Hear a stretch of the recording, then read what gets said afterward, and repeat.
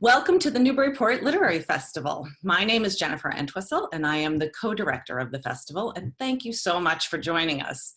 We are really happy today to be able to bring these events to you online, and I want to thank A Mighty Blaze for partnering with us and live streaming some of our events today on their Facebook page. I'm going to keep my remarks brief so that we can get started, but just a couple of housekeeping remarks. We are using the webinar version of Zoom for these events, so we can't see or hear the audience, but you can make any comments you want to make in the chat box. And I also ask that you submit any questions for the author using the Q&A button at the bottom of your Zoom screen. This event will be about 30 minutes, and when we get closer to the end, I will help manage the questions using that Q&A chat button. And I think without any further ado, why don't I introduce our author today? We are hearing from Kate Bolick. Her first book, Spinster, Making a Life of One's Own, is a distant descendant of Louisa May Alcott's writings about the single life. She lives in Brooklyn and teaches writing at New York University, but her heart remains in her hometown of Newburyport, Massachusetts, not far from where Little Women was born. Welcome, Kate Bolick. Thanks so much, Jen. Okay, I'm now moving just so I can see onto my computer. Hi, everybody. Welcome to my apartment in Brooklyn. Hi, especially to everybody who's in Newburyport, which is definitely where I would rather be right now. I also wish that I could see everybody. Seth and I have been self-quarantined for almost 8 weeks now. So it's kind of a strange torture to not only not get to be there in person, but to not even get to see your faces. It's kind of like I'm talking to myself, standing in my living room talking to myself. But I'm here to talk about a book I took part in called March Sisters. Here's a copy of the book. It's 4 essays by 4 different contemporary writers about our very differing lifelong relationships to the 4 sisters in Little Women. So we've got me, Jenny Zhang, Carmen Maria Machado, and Jane Smiley. They do an amazing job. I'm assuming that most of you who are here today are Little Women fans, so I'll just quickly refresh your memory before I talk about my essay. Alcott wrote the book in 1868 for a young adult audience. It's set in Massachusetts, where she grew up in Concord and where she was living at the time she wrote the book. It's set against the backdrop of the Civil War and follows the lives of the 4 March sisters from late childhood into early adulthood. They are Meg, Jo, Beth, and Amy. Their mother with whom they live is called Marmee, and the boy next door who becomes part of the family is called Laurie. All of the March family characters are based on Alcott and her own sisters and mother. The family doesn't have much money, as Alcott's didn't, but they are rich with love. That's very true. The book was first published as 2 volumes in 1968 and 1969, and it was an immediate commercial and critical success. Nobody had ever read anything like it. For the first time, readers were seeing expressed on the page what it means and feels like to be a little woman. That is, no longer a child, not yet an adult, but an adolescent, even a tween. Life stages that at the time were barely understood, if at all. In the 150 years since, the book has never been out of print, which is extraordinary. And it's been adapted many, many times for the stage and the screen. Greta Gerwig's adaptation, which came out in December, is the 7th such film. The first 2 were silent versions that came out in 1917 and 1918, which I have not seen. It was interesting to learn that. I first read Little Women in 1981, the summer when my mom gave it to me for my 9th birthday. Tragically, the copy that I read is long lost, but what I do have is the book report that I wrote for my 4th grade class at the now also tragically lost Kelly School. So I'm going to quickly share with you the book report because my kind parents saved it in a box. So I'm going to do that share screen function. Just give me a second so I can kind of do this. Okay, share screen, share. Okay, so let's see if I can get rid of us. Anyway, here we are. I cannot overstate how proud I was of drawing this cover. So here we have Joe. I really identified with Joe. I too was a tomboy. Here we have Meg, Joe's older sister, and Meg is like embroidering. And then, no, she's knitting. That's like yarn, right? And then Amy is painting and Beth is embroidering. Then here are her parents. And then here's a portrait of Lori. He's got a little mustache. I spent more time drawing this cover than I did writing the report. And my mom was so irritated. I still remember her irritation and how it was no match for my pride in my artwork. Here's the beginning. And so I'll read you the first line. Little Women was about the best book I ever read. And then I go on. And then the conclusion is here on the second page. I would like to go on and on with the report, but it would be longer than the book. So if you want to find the rest out, my opinion is to read it. So that's a budding critic in the making. Okay, now I'm going to try to come back. Stop share. Anyway, that was a delight. And it ended up being really useful for me to have that personal artifact as I was writing this essay. I learned a lot about myself and my relationship to the book from looking at that picture. So given that when I was 9, I thought it was about the best book I'd ever read, you can imagine how excited I was to be given this assignment and to have the chance to reconnect with this book as an adult. I also had an intellectual agenda.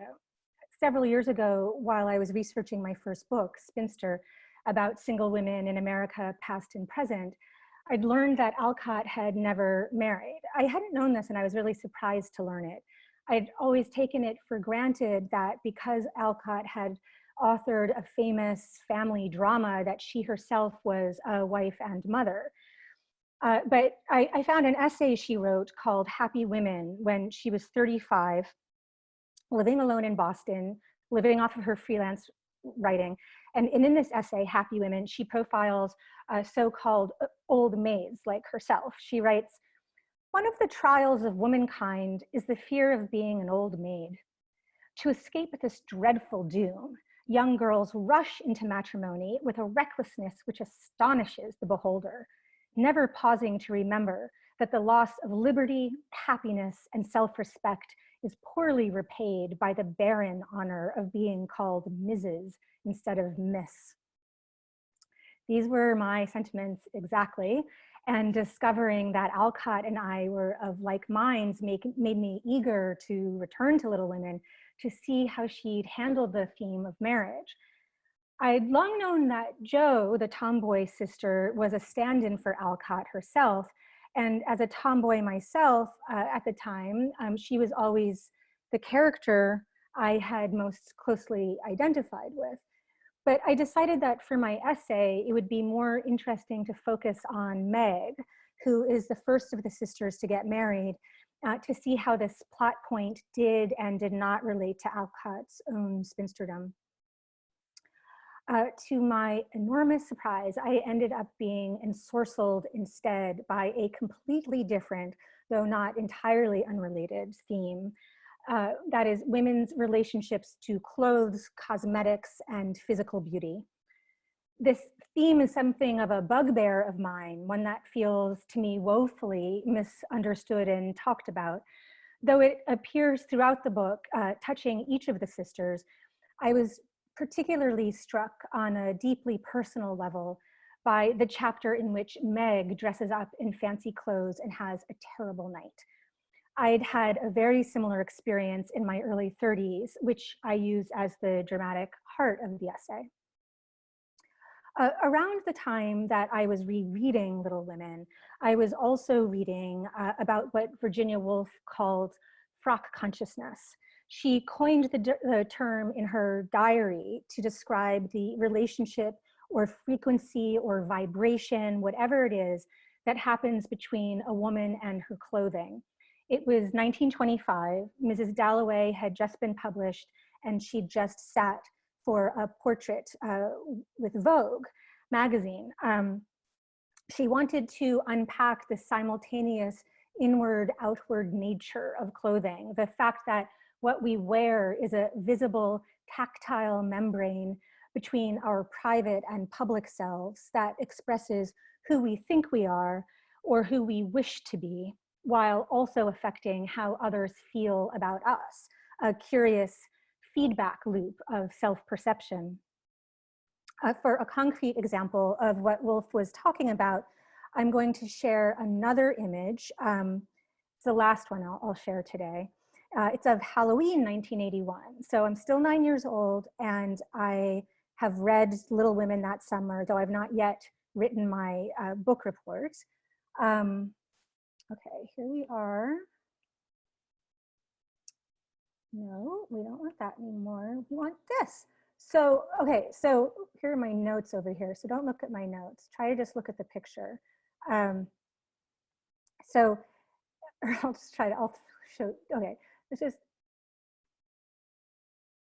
so Erin Rich, née Elwell, there she is. There's her little brother, John Elwell. There I am. There's my little brother, Christopher Bolick. There's Carol Elwell, Erin and John's mom, and there's my mom, Nancy Bolick, and there's John Elwell. He's kind of cut out of the frame. I've had this photograph on my mantle forever. I just love it, and I never really knew why or never thought about it. I just kept it there. But when I started rereading Little Women to write this essay, I started to see in it things about myself that I hadn't remembered at all. I was 9.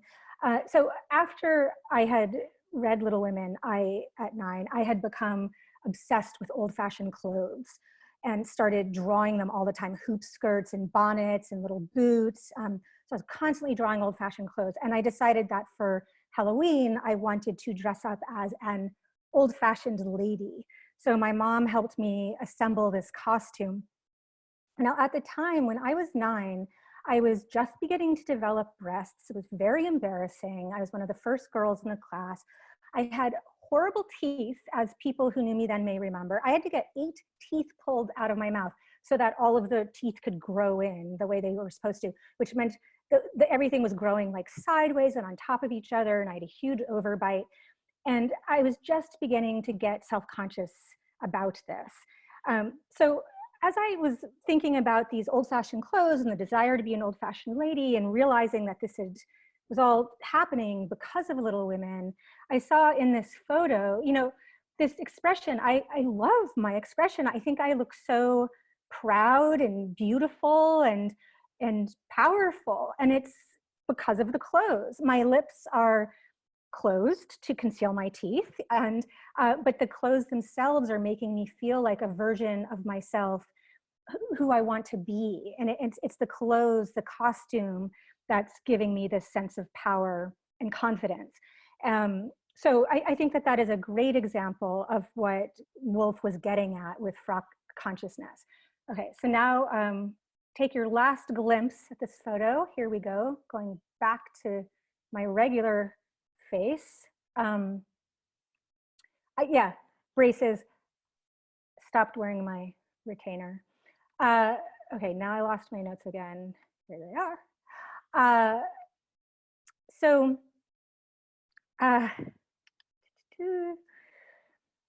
Okay, so I was fascinated to see Woolf grappling with this phenomenon. I hadn't seen it named that way or addressed so directly. I found that really exciting. And meanwhile, I was rereading Little Women, and then I got to chapter 9 called Meg Goes to Vanity Fair. And I had one of the most uncanny reading experiences of my life. Not only had Alcott grappled with frock consciousness herself 57 years before Woolf did, but she had read my mind and written out my own life experience before I'd even lived it. How she managed that, I will never know. In the chapter, Meg goes off to visit her rich friends for a fortnight, the Moffat family. She's about 16. As you may recall, her only character flaw is her vanity. She's the prettiest of the four sisters, and she knows it. She's very bummed that for her trip, she has only 2 dresses that she has to keep wearing over and over for the full 2 weeks that she's there. But then comes the night of the final fancy fete, and one of the girls offers to loan Meg a dress of hers.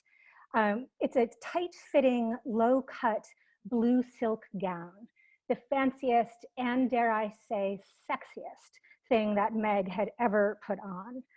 They curl her hair, they redden her lips, they powder her with perfume, they lace her up and top off the effect with a set of jewels and a pair of high-heeled silk boots from France. Meg looks in the mirror and she can't believe her eyes.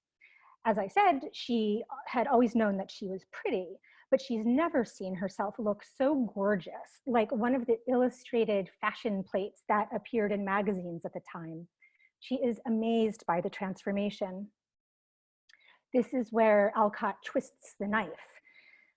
She compares Meg to the jackdaw in Aesop's famous fable, who, after envying the peacock's splendid feathers, sticks a bunch of their borrowed plumes into his own plain black tail, then struts around his fellow jackdaws, fooling nobody but himself. As if heeding Alcott's warning, here in the story, Meg pauses for a moment, afraid to go down to the party, so queer and stiff and half-dressed. But quickly enough, she summons her courage and sails into the drawing rooms where she successfully passes as a fine lady and enjoys herself. Until that is Laurie, the boy next door who plays a central role in the novel, comes over, looks her up and down, and shames her for looking as she does. More or less the exact same thing, so the same series of events had happened to me when I was in my early 30s, working as an editor at a glossy lifestyle magazine in New York. Long story short, buy the book so you can read the whole story. My boss loans me a designer dress. I put it on, I look in the mirror, I see a version of myself I'd never seen before. And that night, my date, a man I am very ill-advisedly involved with and want to impress, looks me up and down, cocks an eyebrow, and in the most arch way possible, shames me for what I'm wearing. Did Alcott intend Meg's vanity as punishment for not having pursuits of her own other than to someday marry and have a nice house and clothes? Or was she lobbying a warning about the pernicious underside of upward mobility? Of the 4 sisters, only Meg is old enough to be off navigating fraught social spaces. In Alcott's time, if a young woman from a poor family appreciated nice things, the only way she could get them was through marriage or prostitution. Unsurprisingly, perhaps, it was the barely middle-class Alcott, not the upper-class Woolf, who recognized this economic aspect of class consciousness, of frock consciousness. Maybe Alcott wasn't punishing Meg so much as admitting that lacking the freedoms granted to men, many women rely on other means to express their more limited range of powers. It was her hope that Meg and all the rest of us would find a better way. I could actually write an entire book about my experience rereading Little Women, but for today, I'll just mention how, along with the personal resonance, it made me understand Alcott better on a political level and appreciate her relevance all the more. Until I'd reread it, I hadn't realized to the full extent of Alcott's feminist consciousness. Of course, feminist wasn't a word yet in the mid-1800s, but the first wave of the movement was gathering steam, and Alcott was very much a part of that. yet she tends to be dismissed as just a children's book writer and not an important thinker in her own right. She wrote a ton of books for adults, but her success as a children's book writer obscured her very adult achievements. My hope is that all those readers out there who love Little Women will read March Sisters and come to see, as I did only belatedly myself, that Alcott is a central figure in the American canon, up there with other 19th century greats like Kate Chopin and Emily Dickinson and Ida B. Wells and Harriet Beecher Stowe, all of them important for different reasons, obviously, but important just the same. And this is because Little Women is so enduring, not just because it's a great yarn, but because it's so relevant. With great acuity and intimacy, Alcott depicts questions around class, femininity, work, marriage, beauty, and morality that bedevil women now as much as they did then, perhaps even more so now, I'd wager. So that's what I have to say. And now I'm really hoping that you guys have questions that I can answer. There are some great questions, Okay. and I think you've touched on a few of them already, but I think we could expand on them. And just a reminder to everyone, please, if you do have a question for Kate, please put it in the Q&A using that button in the toolbar below. So this actually isn't a question, but Kim Patton made a comment saying, "Your Little Women book report rocks a reading rainbow vibe. Shout out to the 80s." I love that. So thank you, Kim. So you kind of touched on this towards the end.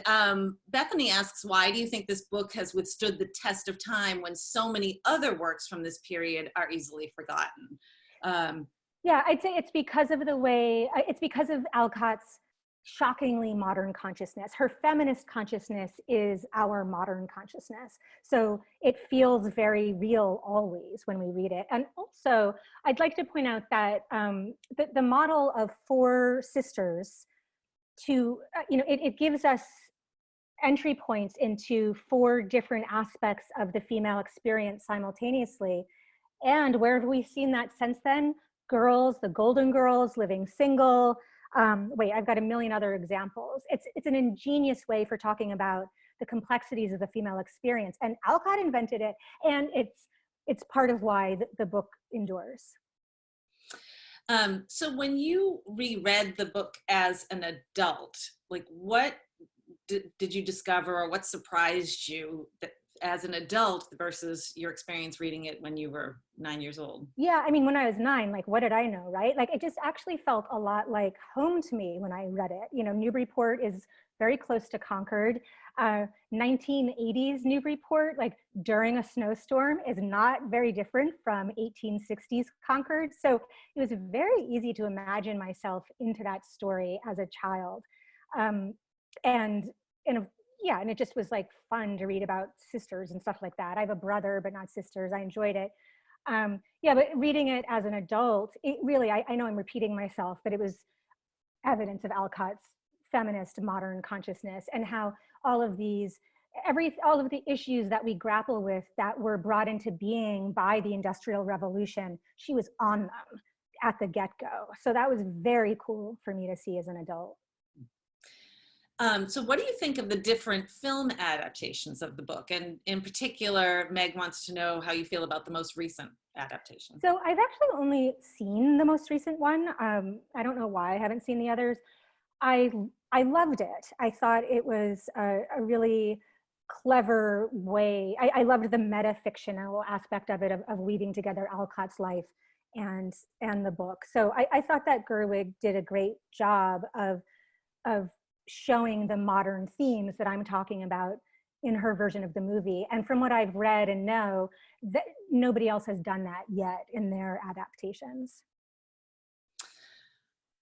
So a couple of people have asked about Beth. So Allison in particular says, please share your insights about the role of Beth. Well, you know, I haven't thought very much about Beth. Carmen Maria Machado wrote about her, so we each had one sister. And so I learned a lot about Beth thinking, through reading Carmen's essay.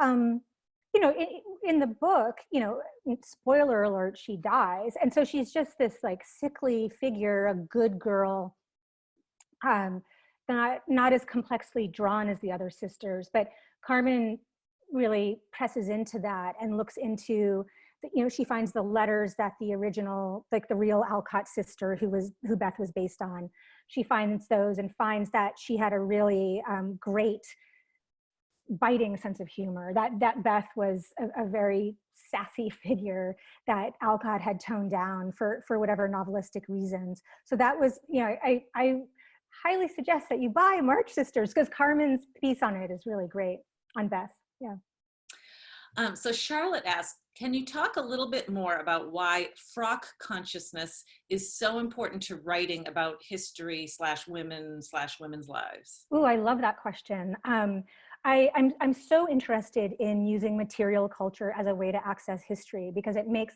history feel more alive and more present to us. We have a terrible tendency as living human beings to think that the history was just long ago and irrelevant. But of course, it's the planet that keeps turning on and outlasting us. And we humans are just playing out the same old stories over and over again in different clothing. So when we can see evidence of what people were wearing and think about their felt lived experience, it gives us more access to their interiority. I mean, I have this like fixation on the corset and what it was like for women for centuries to be lacing themselves into these garments that were just unquestionably had to be worn. It made everybody thought it was like doctors believed that women breathed differently from men, that they breathed from the diaphragm and not, or no, from the top of their throat and not the diaphragm. It's just like, so yeah, like what was life like when you were just listing around, fainting, in pain, your ribs are cracking and disfiguring your internal organs. And because of this, it's presumed that you can't really work, because you kind of can't, because you're fainting all the time. And so it's a key. So the corset is a key, the dress is a key, it's a book. They tell us there's so much information contained in these physical artifacts. So shifting gears a little bit, there's a question from Laura. Seeing Jo pursue her writing is one of my favorite parts of Little Women. Do you identify with her and Alcott as a writer? And what is your writing life and routine like? Oh, I absolutely. I mean, I was Jo 100% when I was 9 years old. You can't see it in that costume because I'm being an old-fashioned lady, but I just was messy and smelly and running around and climbing trees and all of that, and writing stories all the time. So this actually, it goes back to a previous question about what did I see rereading the book as an adult. It was very cool to identify with Alcott as a writer and as an adult now. So yes, I very much identify with both of them. And then wait, what was the question about my writing life? Yeah, about your writing life and your routine. Oh, it's tough. I teach at NYU and Columbia, and so during the teaching semester, I have this weird schedule where I teach all day on Monday, and then Tuesday I'm dead, especially with Zoom now. It's so exhausting to do classes over Zoom. And then Wednesday, Thursday, Friday, I devote to the book. And yeah, I just like sit down and it's just like ass and chair. That's how you get writing done. It can be a miserable process. So Kim asks, so how did the four of you, the authors who contribute essays to this book, know each other, and how did you decide which sister you were each going to write about? Yeah, it's a great question. We didn't know each other. The Library of America, who's the publisher, approached each of us individually and asked if we would like to be a part of this project. And so I have since met Carmen and Jenny doing book events with them. And then as for how it was decided who would do what, I don't know. When they asked me to do it, I knew that Jane Smiley was already attached. And I thought, well, Jane Smiley is so famous, so I bet she gets to choose who she's going to do. And obviously everyone, who's not going to choose Jo? So if I can't write about Jo, who do I want to write about? Well, Meg. That will be an interesting way to write about marriage. And, even though Meg had not interested me when I was a kid. And then, so that's why I did Meg. I don't know how the others chose theirs. So let's see, I'll give you one, we have time for one more question. What do you think about the contrasts between Little Women, which has supportive parents, happily ever after marriages, and the challenges of Alcott's own life, irresponsible father, ill health, etc.? Oh yeah, I mean, it's like, it's fascinating, right? Why do writers write? What kinds of realities are they creating? Why are they creating alternate realities? It's because they're not satisfied with the reality that they have. So I think that in that respect, in this, according to this question, it's a fascinating document. And as you may know, Bronson Alcott was kind of a disaster as a husband and father. He was a really self-indulgent progressive. He had great ideas, but he couldn't earn any money. And it was very clever of Alcott to skirt around the difficulties he presented to their family in a very real way. One of the reasons she was a writer was to earn money for the family. So rather than grappling with Bronson, she just sends the Mr. March off to the Civil War. He's just not even there for the book. So that was pretty cool. And then I have, I have so much more to say about why I think Alcott herself chose not to marry. And can I sum it up real quick? Do we have time? Okay. Sure. As I write about in the essay, when I was researching it, I went to Orchard House in Concord, where Alcott was living when she wrote the book, where the family lived. And you can go there if you haven't been there. It's an amazing house museum. And while I was there, I was shown during the tour Alcott's mood pillow. So this was a long bolster pillow covered in brown velvet that was kept on the sofa in the drawing room. And it was used to signal to the family what Louisa's mood was. So if the pillow was standing up, that meant, come on up to my bedroom and visit. I'm having a great writing day. Let's eat apples and chat. If it was down, it meant, stay away. I'm having a terrible writing day. Leave me alone. I just, have to power through this chapter or whatever. And that, like, I got shivers when I saw this pillow. That to me is the key for why Alcott didn't marry. So politically, yes, she believed that marriage was an oppressive institution as long as women were socially and economically inferior to men. But she also had a lot of maternal yearning herself and crushes and relationships. And it's not that she was rejecting that. I think she just actually couldn't find a guy who, there wasn't a man alive in her time period who would have been as accommodating of her individuality, her need to write, as encouraging of that as her family was. So why leave the family and go marry some guy who's going to make you like sweep out the hearth all the time, So I think that's why she didn't marry. Well, all I can say is that the mood pillow is going to be the quarantine must-have item. I know I'm getting one. So, and 200 other people who are on this are getting one as well.